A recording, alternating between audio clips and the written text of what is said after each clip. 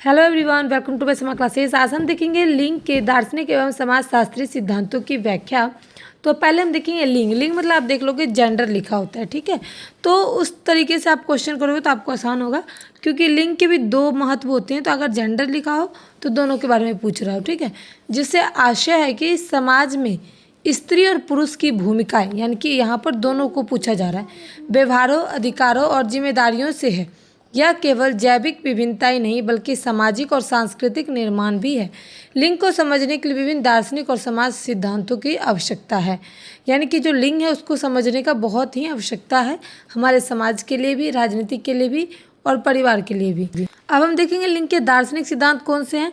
दार्शनिक सिद्धांत यह बताते हैं कि समाज में स्त्री और पुरुष की स्थिति कैसी होनी चाहिए तथा समानता का आधार क्या है। यानी कि समाज में स्त्री और पुरुष को अलग अलग नज़र से देखा जाता है, वो आप सभी जानते हो। तो पहला जो है वो क में देखेंगे आदर्शवाद। इस सिद्धांत के अनुसार प्रत्येक व्यक्ति की आत्मसम्मान होती है। स्त्री और पुरुष दोनों को सम्मान, शिक्षा और अवसर मिलना चाहिए। नैतिकता और चरित्र निर्माण पर जोर दिया जाता है। मुख्य विचार, समान अधिकार, नैतिक विकास, शिक्षा का महत्व दिया जाता है। उसके बाद आता है प्राकृतिकवाद। ये लिंग में है।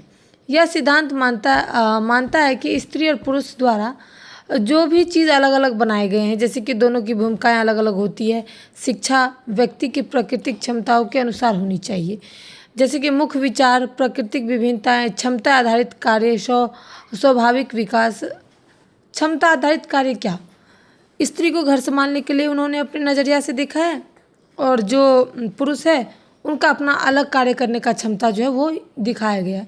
वो आपको समाज सिद्धांत में मैं आपको बताऊंगी विस्तार से। अभी देखेंगे अस्तित्ववाद। इसमें क्या है कि इस सिद्धांत के अनुसार व्यक्ति अपनी पहचान स्वयं बनाता है। समाज के द्वारा बनाए गए लिंग भेद गलत हो सकते हैं। यानी कि लिंग सिद्धांत के बारे में बात करें तो लिंग में ऐसा कहा गया कि सबको बराबर का अधिकार मिलना चाहिए, सबको अपना कार्य करने का क्षमता के अनुसार सब चीज़ होना चाहिए, शिक्षा भी मिलनी चाहिए, स्वतंत्रता भी मिलनी चाहिए, आत्मनिर्भर यानी कि वो अपने आप पर आत्मनिर्भर भी बने, अपना निर्णय भी ले, समान अवसर, जितना पुरुष को अवसर मिलता है उतनी ही महिला को भी अवसर मिलना चाहिए। ये था अस्तित्ववाद, यानी कि यहाँ पर आप अपना चरित्र निर्माण कर सकते हैं। उसके बाद आती है नारीवाद। नारीवाद ये सब लिंग है। यह सिद्धांत महिलाओं के अधिकार और समानता पर जोर देता है। नारीवाद शिक्षा के नाम से भी आपको पूछा जाएगा नारीवाद क्या है, तो आप स्त्री के जो रिलेटिव जो भी क्वेश्चन होते हैं, जो भी समानताएं हैं, वो चीज़ें आप वहाँ पर लिखोगे। इससे आपको दो क्वेश्चन बनते हैं। समाज में महिलाओं के साथ होने वाले भेदभाव का विरोध करता है नारीवाद में। शिक्षा, रोजगार और राजनीति में समान भागीदारी की मांग करता है नारीवाद। यानी कि स्त्री जो है वो अपनी शिक्षा के लिए, रोजगार के लिए, सब चीज़ के लिए समान अधिकार मांगती है। लैंगिक समानता, महिला और पुरुष को एक समान देखा जाए। महिला सशक्तिकरण। उसके बाद महिला सशक्तिकरण के बाद जो आता है भेदभाव का विरोध। यानी कि यहाँ पर तो मेन मुद्दा यही है कि लड़कियों के लिए अलग भेदभाव होते हैं, लड़कियों के लिए अलग भेदभाव होते हैं। तो भेदभाव का विरोध करती है नारीवाद। आप देखेंगे लिंग के समाज शास्त्रीय सिद्धांत कौन से।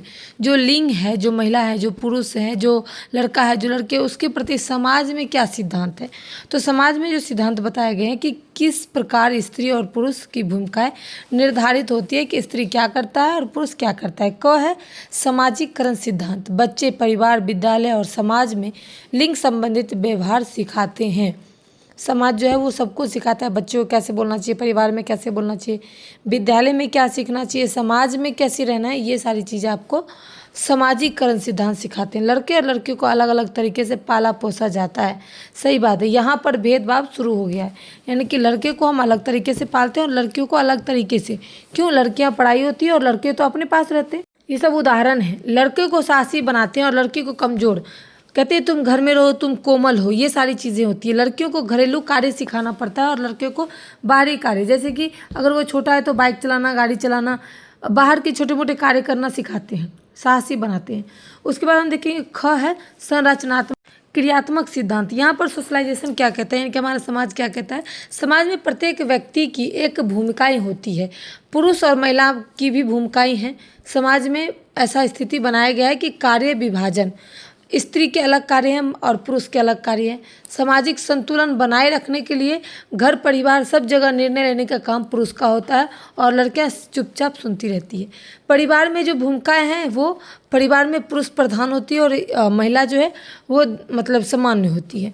तो इस तरीके से समाज में रहने के लिए अब व्यक्ति की अलग अलग भूमिकाएं हैं। इसको डायग्राम के माध्यम से लिखिएगा क्योंकि ये 16 नंबर में आने वाला है। ग है शीघ्र सिद्धांत। शीघ्र सिद्धांत में क्या होता है? ये सिद्धांत में समाज में शक्ति और सिद्धांतों का असमान वितरण होता है। असमान यानी कि जो महिला है जो पुरुष है बराबर का अधिकार नहीं दिया गया है। पुरुष प्रधान और समाज में महिला को कम अधिकार दिया गया है। मैंने अभी भी आपको ये बात बताई। असमानता, शक्ति संघर्ष। लड़का जो है वो खूब आत्मनिर्भर है, बाहर जाके काम कर सकता है, लेकिन लड़की नहीं, वो कोमल है, शक्ति है एक। तो इस तरीके से उसको देखा जाता है। लैंगिक भेदभाव, यहाँ पर महिला और पुरुष में बहुत भेदभाव करते हैं। लड़की होती है तो उसको गर्भ में मार दो, लड़का हुआ तो होने दो, ये हमारा वंश चलाएगा।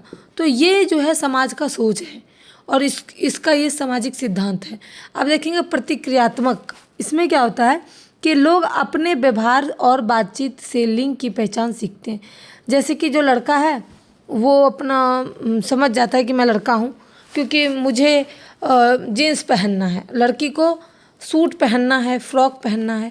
तो ये एक मतलब बातचीत से समझ जाते हैं। लड़की को हमेशा कहेंगे तुझे पिंक पसंद होगा, रेड पसंद होगा, लड़के को ब्लू, ब्लैक, ये चीज़ें सिखाई जाती है।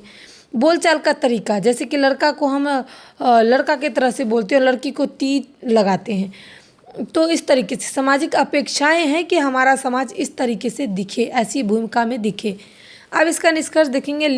लिंग केवल जैविक अंतर नहीं है बल्कि यह सामाजिक, सांस्कृतिक और दार्शनिक विचारों से प्रभावित है।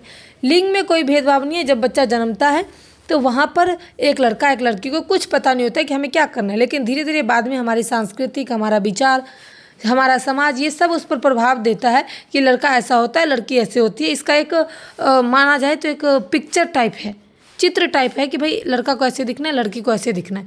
समाज में लिंग भूमिकाओं का निर्माण कैसे करते हैं? आज के समय में लिंग समानता, महिला सशक्तिकरण पर विशेष ध्यान दिया जाता है।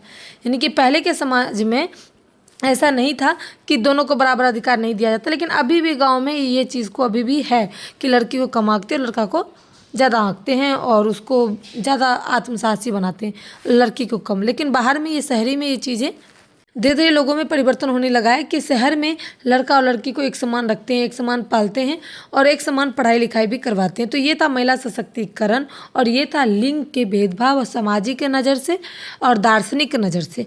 तो उम्मीद करती हूँ मैंने इस टॉपिक को अच्छे से समझाया। कुछ पूछना हो तो प्लीज़ कमेंट जरूर करें, नहीं तो चैनल को लाइक सब्सक्राइब जरूर करें। Thanks for watching my video.